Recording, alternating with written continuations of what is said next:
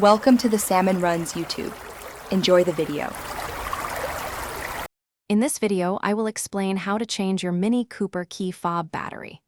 It's a simple process that you can do yourself in just a few minutes. You'll need a new CR2032 coin cell battery and a small flathead screwdriver or a dedicated pry tool.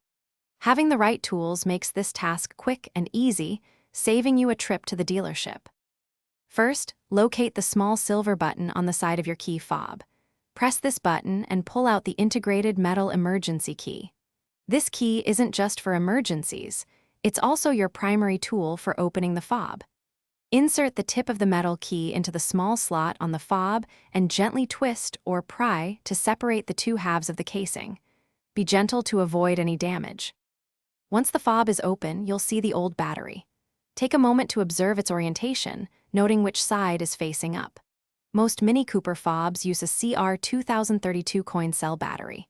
Gently pry out the old battery, being careful not to damage the contacts.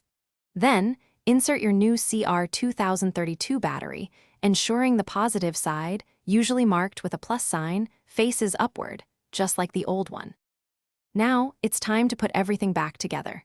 Carefully align the two halves of the key fob casing and press them firmly together until you hear a satisfying click, indicating they are securely closed. Finally, slide the emergency metal key back into its slot. Test your key fob by locking and unlocking your Mini Cooper to ensure everything is working perfectly. You've successfully replaced your key fob battery. Thanks for watching. Consider subscribing if we helped you.